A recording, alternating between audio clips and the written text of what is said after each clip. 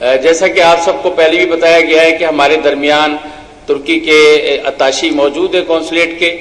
اور انہوں نے ایک پیغام دیا ہے ڈاکٹر واسع شاکر صاحب ان کی جانب سے، جو نائب امیر جماعت اسلامی کراچی ہیں ڈاکٹر واسع شاکر صاحب، وہ ان کا پیغام پیش کریں گے، پھر انشاءاللہ ہم اپنے پروگرام کو آگے بڑھائیں گے۔ بسم اللہ الرحمن الرحیم۔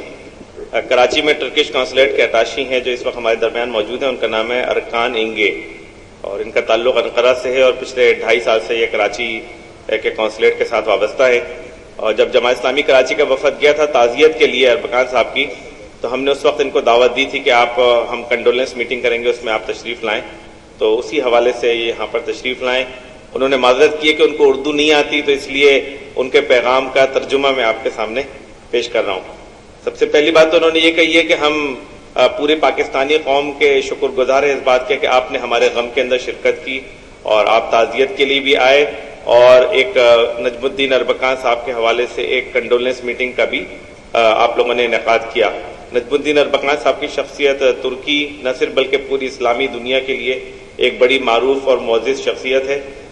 ترکی اور پاکستان کے عوام کے درمیان ایک بڑا گہرا رشتہ موجود ہے، اور اس انتقال کے اندر پاکستانی عوام کی تعزیت اور آپ کے خیالات کی وجہ سے اس رشتے کے اندر مزید مضبوطی آئی ہے، اور امید ہے کہ آئندہ بھی پاکستان اور ترکی کے عوام اسی رشتے کے اندر جڑے رہیں گے اور اس کے نتیجے میں ترقی کریں گے۔ شکریہ۔ نجم الدین اربکان جو ترکی کے نہیں پورے عالم اسلام کے لیڈر تھے، جنہیں ترکی میں پیار سے عقیدت سے اربکان ہوجا کہا جاتا تھا، جو ہمارے ملک میں اردو اور فارسی کا لفظ خواجہ ہے، اس کا نعم البدر ترکی زبان میں ہے، جس کے جو عقیدت سے ایک روحانی تعلق کی بنیاد پر روحانی شخصیت کے حوالے سے کہا جاتا ہے۔ میں دعوت خطاب دوں گا جماعت اسلامی پاکستان کے ڈائریکٹر امور خارجہ محترم عزیز بھائی، ان سے درخواست ہے کہ تشریف لائیں، اور نجم الدین اربکان کے بارے میں بھی، اور میرا خیال ہے ہمارے لوگ کچھ نہ کچھ مشرق وسطیٰ کی صورتحال کے بارے میں بھی جاننا چاہیں گے، تو عبدالغفار عزیز صاحب سے میں درخواست کروں گا تشریف لائیں، اور نجم الدین اربکان کی یاد میں ہونے والے اس تعزیتی اجلاس سے خطاب بھی فرمائیں، اور کچھ مشرق وسطیٰ کے بارے میں مختصر فرمائیں۔ الحمدللہ رب العالمین، الحمدللہ الذی بنعمته تتم الصالحات، الحمدللہ عدد خلقه ورضا نفسه وزنة عرشه ومداد كلماته، اللهم صل وسلم على عبدك ونبيك سيدنا محمد بن عبد الله وعلى آله وصحبه أجمعين ومن تبعهم إلى يوم الدين، اللهم ارحمنا واجعلنا منهم یا ارحم الراحمین۔ محترم امیر جماعت جناب سید منور حسن صاحب، برادرم جناب محمد حسین محنتی صاحب، مائی ڈیئر بردر ارکان، اور میرے انتہائی محترم بزرگوں اور عزیز بھائیوں، 1926 میں جب ترکی میں ایک بچے نے جنم لیا جس کے ماں باپ نے اس کا نام دین کا ستارہ نجم الدین رکھا، تو کسی کو بھی اندازہ نہیں تھا کہ اللہ تعالیٰ بچے کے والدین کے اس خواب کو پوری دنیا میں ایک حقیقت بنا کر دکھا دے گا کہ اللہ تعالیٰ کس طرح ایک شخص کو ایک امت کی قیادت کا شرف دیتا ہے۔ نجم الدین اربکان صاحب آج پوری دنیا میں اسلام کی نشأت ثانیہ کی علامت کے طور پر جانے جاتے ہیں۔ 85 سال کی عمر میں 2011 میں جب نجم الدین اپنے رب کے حضور پہنچے تو پوری دنیا میں ان کے لیے دعائے مغفرت، پوری دنیا میں ان کے لیے اور ان کے یہاں سے چلے جانے پہ ایک افسوس اور دکھ کی لہر سب نے محسوس کی، لیکن نجم الدین اربکان صاحب نے جو کام اپنی زندگی میں کیا اس کا اجر اور اس کے ثمرات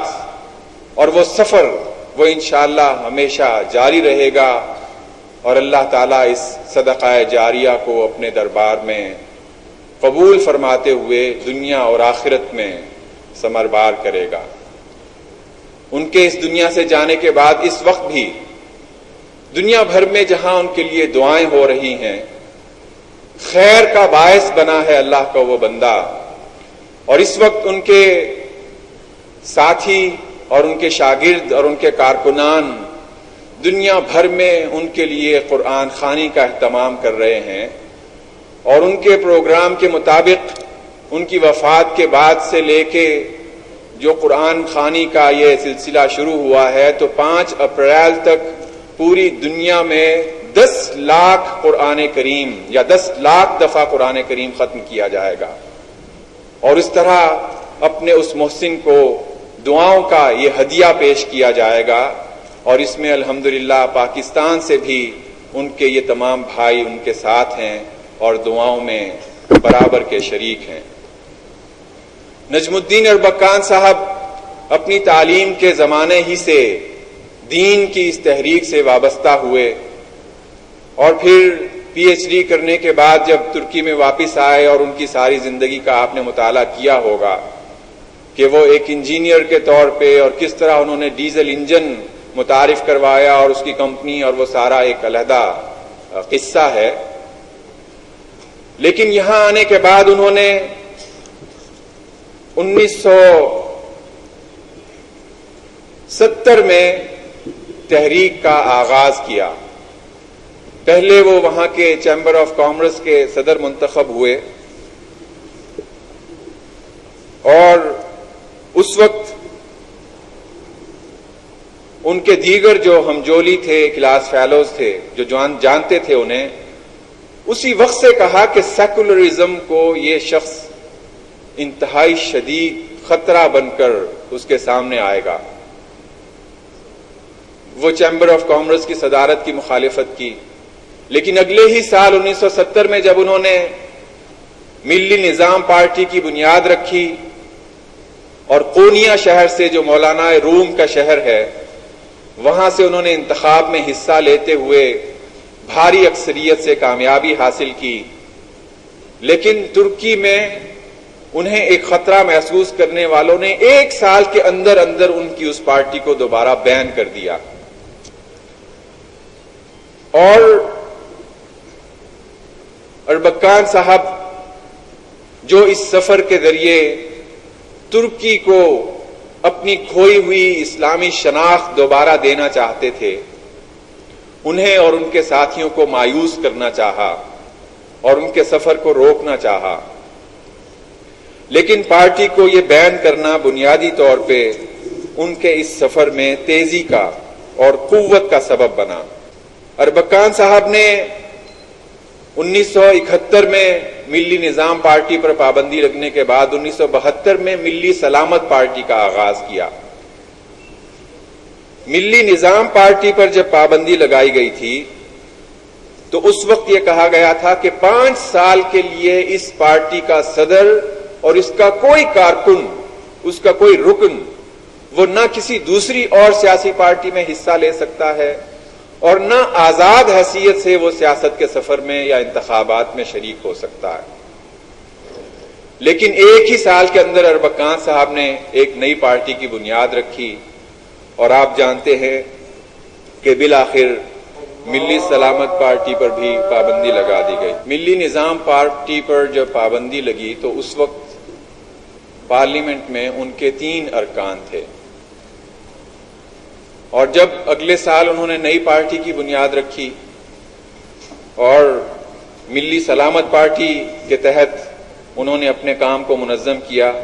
اور یہاں چلتے چلتے میں ایک بات خاص طور پہ آپ کراچی کے احباب کے لیے عرض کرنا چاہوں گا کہ 1972 میں انہوں نے جو ملی سلامت پارٹی کی بنیاد رکھی